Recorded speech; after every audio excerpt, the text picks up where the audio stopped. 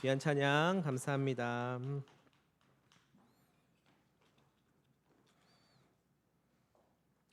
우리 이 시간 옆에 있는 분들과 함께 인사하도록 하겠습니다. 옆에 계셔 주셔서 감사합니다. 이렇게 인사하겠습니다. 옆에 계셔 주셔서 감사합니다. 우리 하나님께서도 우리 항상 옆에 함께하고 계신 줄로 믿습니다. 우리가 늘 하나님 앞에 감사할 수 있게 되기를 바랍니다. 몇 해 전에 한 신문에서요, 기독 청년들을 대상으로 한 설문조사가 있었습니다. 그 기사에 한 청년이 이런 말을 하였다고 합니다.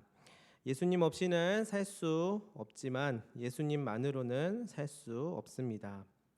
무슨 말이냐면요, 예수님 없이는 살 수 없다는 말은 이분은 예수님을 믿는 사람이겠지요. 그러나 예수님만으로는 살 수 없다라고 보다 현실적인 응답을 한 것입니다. 이것은 오늘날 많은 기독교인들 그리고 기독 청년들이 가지고 있는 생각이라고 할 수 있는데요. 이것은요, 교리적으로 예수는 우리의 구주가 되실 수 있습니다. 그러나 정작 나의 삶에서는 예수님만으로는 살 수 없습니다라고 하는 말이에요. 교리적으로 우리가 교회에서 배우고 신앙생활을 하는 데 있어서 예수는 우리의 구주라고 분명히 이야기할 수 있지만 정작 나의 삶에 있어서는 예수님만으로는 살아갈 수 없다는 것을 명백하게 하고 있는 것입니다. 내가 실제로 맞닥뜨리고 있는 삶에 있어서는 예수님만이 나를 살리고 예수님만이 나를 구원해 줄 수 있다기보다 예수님은 좋은 나의 위로자이자 의지할 수 있는 분이기는 하지만 너무 깊이 내 삶에 관여하면 부담스럽고 불편하다고 여기는 것입니다. 이 청년의 응답은 신앙생활을 하고 있는 청년이고요, 교회를 열심히 다니고 있는 청년으로 보입니다. 왜냐하면 예수 그리스도에 대해서 고백하고 있고 그 신앙을 잘 간직하고 있는 것처럼 보이기 때문입니다. 그러나 너무 깊이 내 삶에 관여하면 부담스럽고 불편하다라는 솔직한 심정을 이야기하고 있습니다. 이것이 예수님을 믿고 있는 수많은 오늘날의 사람들의 현실적인 모습이지요. 여러분 안에 예수님께서 과거 2000년 전 이 땅에 오셨다는 그 믿음, 또는 죄로부터 구원하신 속죄의 믿음, 그리고요 부활과 승천에 대한 믿음, 재림에 대한 믿음 모두 가지고 계시지요. 이것은 모두 귀하고 꼭 여러분에게 있어야만 하는 것입니다. 그 믿음을 여러분 가지고 계십니까? 그런데요, 교리적인 그런 동의나 또는 지식적인 그런 인지하는 것 말고 그 예수님이 진정 내 안에 계시고 나와 동행하고 있다는 이 믿음이 없다면은 우리의 삶은 결코 바뀌지 못할 것입니다. 한마디로 말해서 우리에게 있어서 교리적이고 또는 지식적인 수준에서의 믿음이 아니라 우리 삶에서의 실제적인 그런 믿음이 있어야 한다는 말입니다. 아무래도 내 삶의 방향키를 결국 하나님이 아닌 내가 쥐고 있다면 당연히 삶은 잘 바뀌지 않을 것입니다.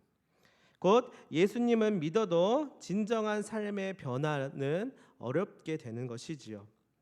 내게 익숙하고 편안한 길을 결국은 따르게 될 테니까요. 아마도요, 매일 반복되는 일상의 상황을 마주하면서 자기가 살아온 경험에 비추어서 해결할 것입니다.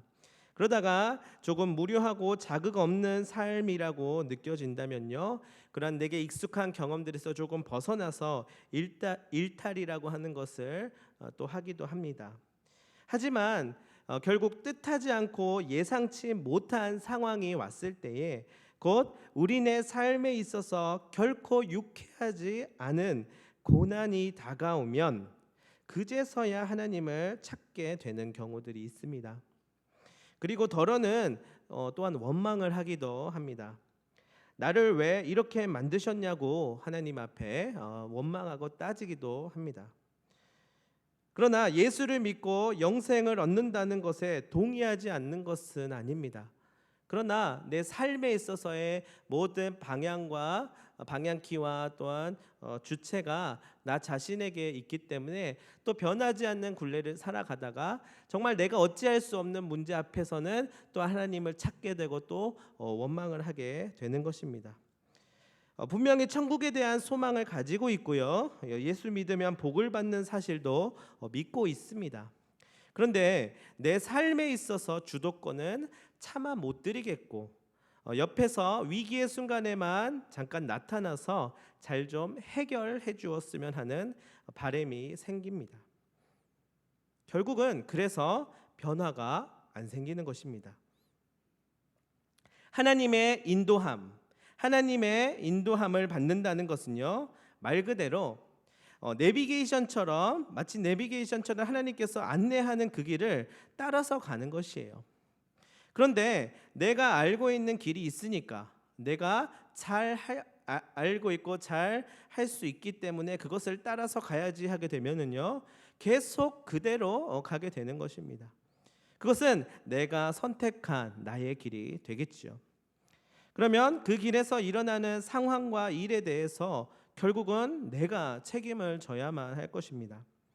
혹 나에게 조금 괜찮고 유리한 상황이 펼쳐지면 다행이지만 그렇지 않고 어려움과 예상치 못한 고난이 닥치게 되면 어느 누구도 유쾌하게 받아들이지 못할 것이에요. 그래서 그때 우리가 할 수 있는 선택지는 크게 두 가지를 우리는 선택하게 될 것입니다. 그 선택지 첫 번째는요, 회피하기입니다. 그리고 두 번째는 부딪히기입니다. 먼저 회피하기는요, 여러 가지로 나의 이 불안하고 불리한 상황을 피해서 좀 더 괜찮은 음식을 먹고 괜찮은 사람들을 만나고 괜찮은 곳에 가서 자기 자신을 최대한 어렵게 하는 것으로부터 멀어지게 하는 방법입니다. 이게 실제로 나름대로 효과가 있습니다. 그러나 일시적인 효과라고 봐야 합니다. 이것은 얼마 가지 않는 임시 방편입니다. 그리고 두 번째, 부딪히기가 있습니다. 이것은요, 최대한 원인과 결과를 잘 추론하여서 어떻게 해야 가장 좋은 방향으로 나갈 것인가를 한번 따져보는 것이에요. 그리고 호랑이 굴에 들어가도 정신만 차리면 산다라는 속담처럼 정신을 차리고 부딪혀 보는 것입니다. 그런데요, 자기의 한계 또는 능력 밖의 일이라고 그것이 판단되어지면 이내 그러한 노력들과 나의 의지가 꺾이어지고 더 큰 낙심을 경험하게 됩니다. 그런데요, 한 가지 방법이 더 있습니다. 바로 하나님의 인도함을 받는 것입니다. 이 하나님의 인도함을 받는 사람은요, 하나님께 내 앞날을 내어 드리는 것입니다. 내 앞길에 하나님이 같이 걸어가고 있다는 것이에요. 그리고 내 삶 가운데 하나님이 부딪히시는 것을 뒤따라 가는 것입니다. 즉 내가 먼저 부딪히면서 나의 경험과 생각과 그 모든 것들을 먼저 부딪혀보고 위기의 상황에 하나님을 찾는 것이 아니라 하나님을 전면에 세우고 하나님을 따라가는 것입니다. 그러면 내게 유리하게 주어지는 일들에 대해서 감사하게 될 것이에요. 그리고 내게 유리하지 않게 일어나는 일들에 대해서도 하나님이 관여하시고 하나님이 일하고 계시니 또한 감사하다고 이야기하게 될 것입니다. 오늘 우리가 읽었었던 본문의 8절과 9절처럼 이렇게 고백하게 될 것입니다. 우리 다시 한번 우리 본문 말씀이었던 8절 9절을 함께 읽도록 하겠습니다. 시작. 내가 여호와를 항상 내 앞에 모시며 그가 나의 오른쪽에 계심으로 내가 흔들리지 아니하리로다. 이러므로 나의 마음이 기쁘고 나의 영도 즐거워하며 내 육체도 안전히 살리니. 아멘. 실제로 내 삶의 역사하시는 주님께 감사하게 된다는 것입니다. 이것은 바로 내 경험이 줄 수 없는 평강을 얻게 되는 것입니다. 존 비비어라고 하는 한 목사님이 쓴 무엇이 선인가라고 하는 책에서 이러한 한 예화가 나오는데요. TV 설교로 가장 명성을 떨쳤던 미국의 한 목사님이 간통과 절도죄로 감옥에 갔다고 합니다. 그리고 그 목사님에게 이 존 비비어가 면회를 갔는데요. 그는 가는 내내 이렇게 생각했습니다. 도대체 언제부터 이 목사님이 예수님에게서 이렇게 멀어져 갔을까라고 의아해했다고 합니다. 그렇게 훌륭하고 좋았던 목사님이 도대체 언제부터 예수님에게서 멀어져서 이토록 죄악된 모습으로 감옥에 있을까 궁금하였습니다. 그리고 그 목사님을 면회하면서 이렇게 물었습니다. 그러자 그 목사님은 나는 단 한 번도 예수님을 부인해 본 적도 없고 안 믿은 적도 없고 예수님의 사랑을 의심해 본 적도 없습니다 라고 이야기하였다고 합니다. 그러니까 믿음에 있어서 그는 결코 이상이 없다는 것입니다. 존 비비어는 그 목사님의 말이 뭔가 이상하게 느껴졌습니다. 이렇게 죄를 지어서 감옥에 가 있게 된 것이 정말 안타깝고 왜 이렇게 되었는지 이해가 되지 않는데, 그는 말하길 단 한 번도 예수님과 그분의 사랑을 잊은 적이 없다라는 것입니다. 이것이 무슨 말입니까? 그리고 이어서 그 감옥에 간 목사님이 이렇게 이야기하였다고 합니다. 나는 예수님의 사랑을 언제나 믿었습니다. 그러나 그 예수님에게 내가 잘했는지는 모르겠습니다. 그분의 사랑이 변함없고 나를 향하여서 그 사랑을 비추어 주신다는 것을 분명히 믿었지만, 이에 대한 반응은 그 사랑을 받은 자로서의 온전한 상태, 온전한 그런 모습이, 온전한 반응이 아니었다는 것입니다. 실제로는 자신의 삶과는 별개였다는 것이지요. 하나님을 믿고 하나님의 사랑에 대해서 의심치 아니하고 하나님에 대한 또 예수 그리스도에 대한 고백을 하는 사람이라고 자신 있게 이야기했지만 정작 자신의 삶과는 별개의 것이었다는 것입니다. 우리 대부분의 그리스도인들은요, 모두 예수님을 믿고 예수님의 사랑도 또한 믿습니다. 그러나 정말 그분과 함께 동행하고 있는지는 스스로에게 한번 질문해 봐야 합니다. 생각으로는 나 또한 그분을 사랑합니다. 예배 때마다 고백하기도 하지요. 그러나 이상하게도 내 삶에 그분의 흔적이 없는 경우들이 있습니다. 실제로 함께하고 있는지 정말 그 흔적이 남아있지 않은 경우들이 있습니다. 그런데 과연 어떻게 그분을 사랑한다고 이야기할 수 있을까요? 우리가 남녀간의 연인 사이에서도 보면은요, 사랑한다고 아무리 말을 해도 실제로 내 눈으로 보고 옆에 함께 있어야 되지 않습니까? 사랑을 하면 그 사람과 기본적으로 같이 있는 것이에요. 그래서 결혼도 하는 것이지요. 마음으로 몸으로 함께하는 것입니다. 한마디로 말해서 동행하는 것이지요.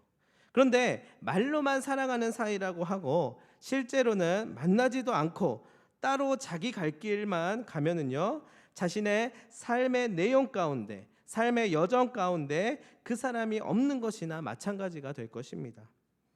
사랑한다면 기본적으로 함께하는 것입니다. 그러나 나의 인생에 부담스럽게 개입하시지 않도록 하고 그냥 하나님을 알고만 있고 또는 믿는다고 고백하게 되면은요, 실제로 내 삶에 있어서 하나님 때문에 감사하지 않게 되는 것입니다. 특히 어려운 상황이 다가올 때 더 그 감사를 잃어버리게 됩니다. 그래서 이 감사의 힘을 발휘하기 위해서는요, 반드시 하나님과 동행하는 삶을 걸어 나가야 할 것입니다. 즉 하나님과 함께 할 때에 이 감사의 능력이 발휘가 된다는 것입니다. 다른 말로 말하면 하나님과 동행하는 믿음의 결단과 걸음을 딛게 되면은요, 하나님으로부터 오는 은혜에 대해서 감사하며 이 감사의 힘을 통하여서 다름 아닌 오늘 우리 본문이었었던 10절과 11절의 고백을 또한 하게 되는 것입니다. 우리 다 같이 10절 11절을 함께 읽도록 하겠습니다. 시작. 이는 주께서 내 영혼을 수월에 버리지 아니하시며 주의 거룩한 자를 멸망시키지 않으실 것임이니이다. 주께서 생명의 길을 내게 보이시리니 주의 앞에는 충만한 기쁨이 있고 주의 오른쪽에는 영원한 즐거움이 있나이다. 아멘. 결코 지식적으로 또는 그저 단편적인 고백으로서 할 수 있는 말이 아닙니다. 이것은 실제로 어려움도 경험해보고 삶의 많은 다양한 순간들을 경험한 자가 자신이 먼저 앞서 나가서 자신의 삶을, 자신이 주도권을 가지고 살아가다가 위기의 순간에 잠깐 하나님을 의지하는 그런 믿음이 아니라 기쁠 때도 있고 슬플 때도 있고 어떠한 상황이라든지 하나님과 동행하는 믿음을 가지고 나아갈 때에 그 과정 속에서 나오는 감사의 고백이라고 말할 수 있습니다.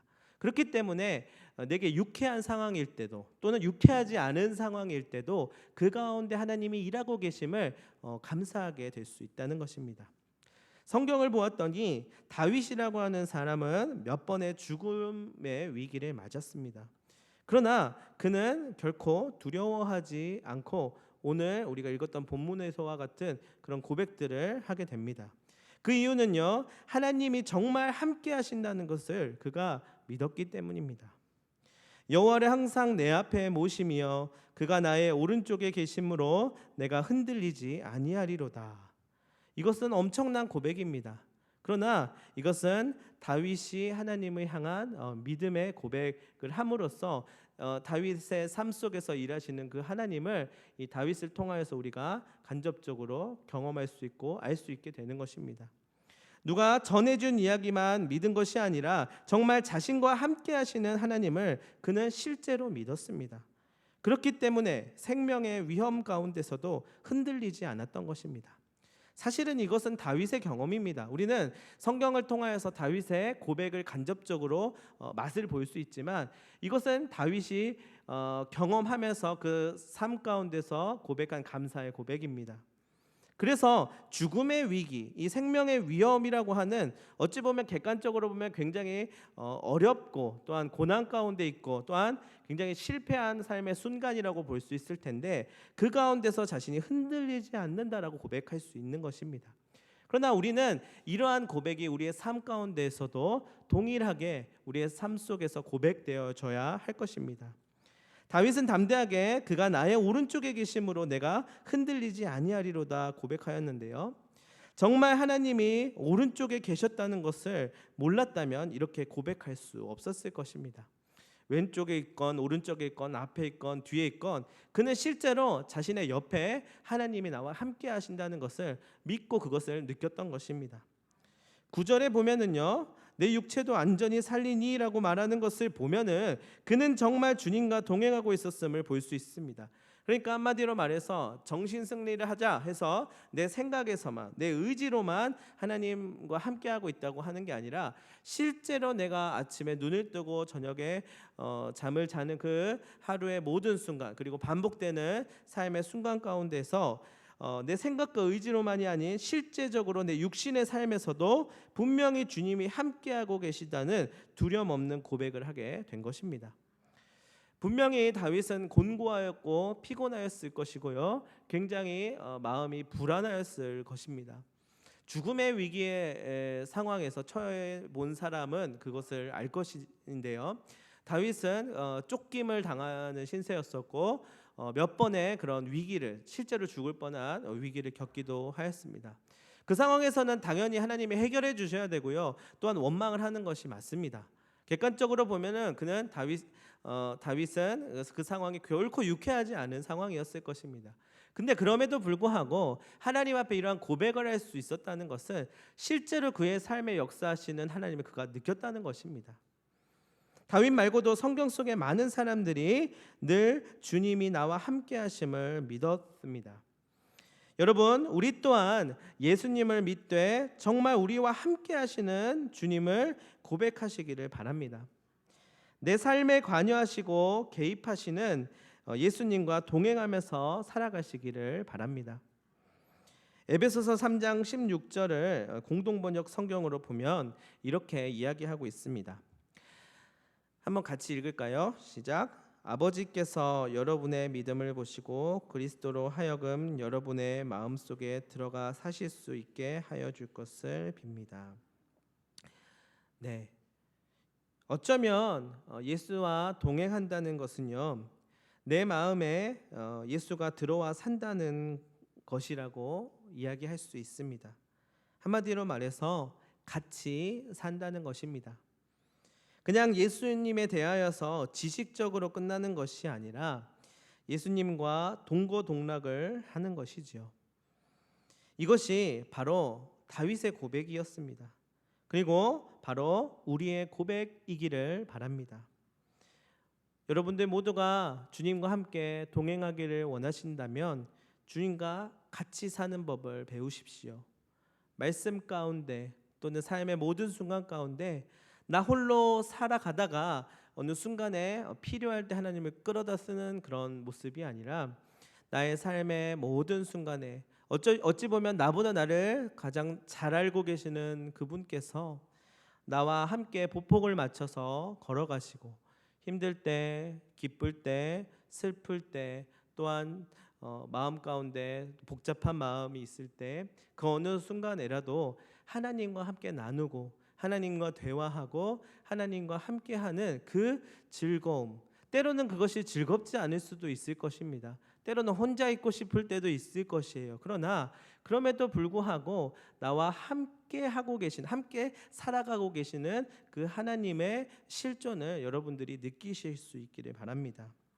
어떤 분은 실제로 이렇게 말할지도 모릅니다. 나 혼자 챙기기도 어렵습니다. 혼자서도 버겁습니다. 나 혼자 살기도 힘듭니다. 그런데 하나님과 같이 살라고요? 나를 좀 가만히 내버려 두었으면 좋겠습니다. 여러분, 이 마음이 혹시 드시는 분들이 계십니까? 어찌 보면 그런 마음을 저는 이해합니다. 하나님을 열심히 믿고 하나님에 대한 신앙을 가지고 살아간다는 것은 어찌 보면 굉장히 부담스러운 일입니다. 그리고 예배 가운데 또한 교회에서는 어찌 보면 그런 부담을 주는 일을 하고 있는지도 모릅니다. 계속해서 부담을 주고 그 부담을 받는 입장이라면 굉장히 마음도 어렵고 몸도 지치고 힘들지도 모릅니다. 누구보다도 공감하고요. 저 또한 그렇게 지치고 버거울 때가 실제로 많이 있습니다. 나 홀로 그냥 잘 나가고 잘났기 때문이 아니라 하나님 아버지를 붙들면서 나아가는 신앙의 결단을 잘 해내고 싶은데 또한 그러한 삶을 살아가고 싶은데 그것이 부담이라고 하는 말보다는 조금 더 내 마음 가운데에서 잘 해내고 싶고 또한 그 걸음을 잘하고 싶은데 그것이 쉽지 않을 때가 있다는 것입니다. 하루하루 근근히 살아가고 있는데 말처럼 되지 않을 때가 있습니다. 하나님과 함께하는 게 얼마나 좋은 일이고 하나님과 함께 하며 그 말씀 가운데서 생명을 얻는 것이 얼마나 좋은 말입니까?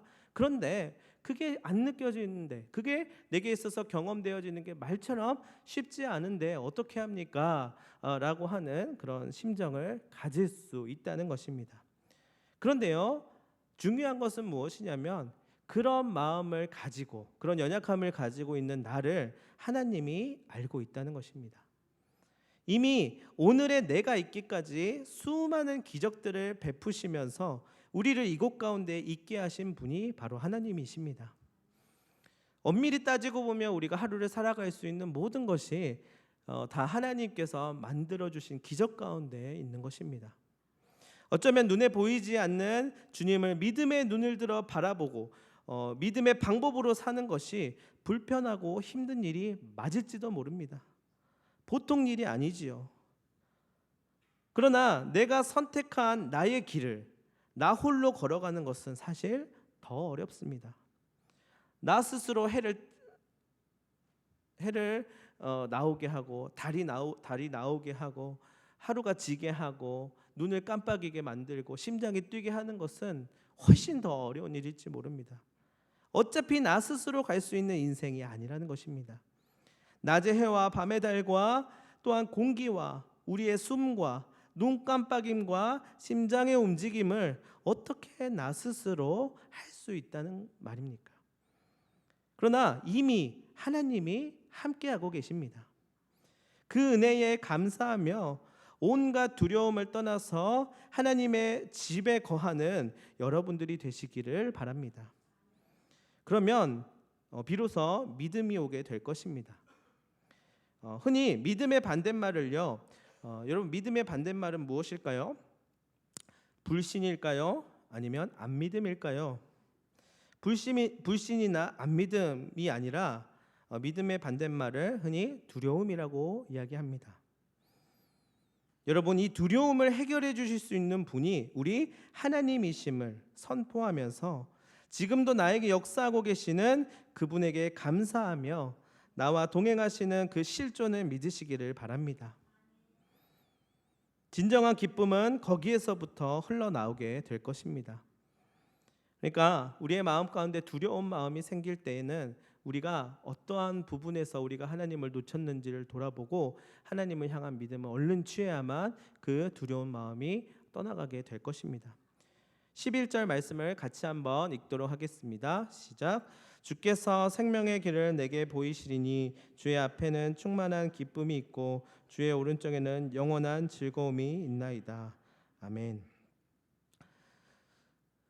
이러한 고백은 하나님이 함께 하심으로 인해서 하나님이 주시는 은혜로 인하여서 기쁨의 진정한 맛을 알게 된 자의 고백입니다. 그것을 다른 말로 표현하면요, 그것을 구원이라고 말할 수 있을 것입니다. 구원이라고 하는 단어를 검색해 보았더니 이런 뜻이 나오더라고요. 첫 번째로는 어려움이나 위험에 빠진 사람을 구하여 줌. 그리고 두 번째 뜻은 기독교에서 하는 표현으로 인류를 죽음과 고통과 죄악에서 건져내는 일이라고 이야기하더라고요. 여러분, 구원이 무엇입니까? 라고 물었을 때 이렇게 대답하면은 정답일까요? 아니면 오답일까요? 네. 오답은 아닐 것이에요. 정답이라고 해야 되지 않을까요? 그런데요, 여러분, 우리는 이 구원이라고 하는 것을 이렇게 글로 알 수 있을지는 몰라도 온전히 이해하지는 못할 것입니다. 답안지에 시험을 볼 때에 적을 수는 있고 또한 그것이 정답으로 맞출 수는 있을지 모르겠지만 이 구원이라고 하는 것은 그냥 글로써 우리가 절대로 이해할 수 없는 깊이가 있습니다. 그것은 우리가 오늘 본 것처럼 다윗이 경험하였던 것처럼 삶의 순간을 통해 하나님과 동행하면서 얻게 되는 그 경험 가운데 있는 것입니다. 우리가 우리를 절대 구원할 수 없기 때문입니다. 그러나 구원하시는 분이 우리를 구원하시는 그 일을 그분 안에서 함께 경험할 때에 우리는 진정한 구원이 무엇인지 알 수 있게 될 것입니다. 어느 날 저에게 하나님께서 이것을 삶 가운데 깨닫게 해주셨습니다. 우리가 얄팍한 성격 지식이나 의로운 생각이나 인간적인 열심으로 가득 차 있다고 해서 결코 알 수 없는 게 있다는 것입니다. 그것이 바로 동행입니다. 그것은 구원의 길을 걸어가는 것입니다. 그리고 그 길은 바로 감사를 통해 들어갈 수 있다는 것입니다. 이는 그저 예수님을 믿었다는 확신에 그치지 않고 예수님과 동행하는 삶을 살 수 있게 만들어 줍니다. 그 가장 좋은 방법이 바로 감사입니다. 이 동행이라고 하는 것은 어찌 보면 하나님과 함께하는 구원을 의미하는 것일지 모릅니다. 그러면 그 구원을 경험하기 위한 가장 좋은 방법이 바로 감사라고 이야기할 수 있을 것이고요. 그 감사를 통하여서 우리는 이 동행이라고 하는 것, 즉 하나님과 함께하는 것, 그리고 그것을 구원이라고 하는 것으로 내게 경험되어지는 것을 우리는 다른 누군가가 설명해 주지 않아도 누구보다도 가장 잘 알고 이해하고 경험하게 될 것입니다. 이런 말이 있습니다. 주님을 의식하며 사는 것 또한 주님을 바라보지 않고 사는 것에는 그 마음 안에 천국과 지옥만큼의 괴리감을 경험하게 된다. 우리가 먼 미래에 천국을 소망하지만 현실은 지옥에서 살고 있을 수 있습니다. 그러나 현실에서 천국을 경험하는 것, 곧 하나님 나라에 사는 것은 하나님과 함께하는 것입니다. 나 혼자 살아가다가 하나님을 그때그때마다 나의 기준으로 불러드리는 것이 아니라 하나님과 함께 동고동락하는 것, 그것이 바로 천국을 경험하고 하나님 나라에 살아가는 것입니다. 그리고 이미 함께하고 계시는 그 하나님을 느끼는 것입니다. 그리고 그것은 바로 이 감사함을 통하여서 비로소 보이게 된다는 것을 여러분도 오늘 잊지 않으시기를 바랍니다. 사랑하는 성도 여러분, 이 험난하고 어지러운 세상을 사시느라 참 수고가 많으십니다. 때로는 지옥과도 같은 하루하루를 버티면서 사시느라 정말 애쓰고 계십니다. 그런데요, 방법이 있습니다. 하나님이 함께하고 계십니다. 이 사실을 감사하며 붙드시기를 바랍니다. 그럼 그 고백이 비로소 두려움을 몰아내고, 소위 말해 지옥을 몰아내고, 슬픔을 몰아내고 마침내 참된 기쁨을 경험할 수 있게 될 것입니다.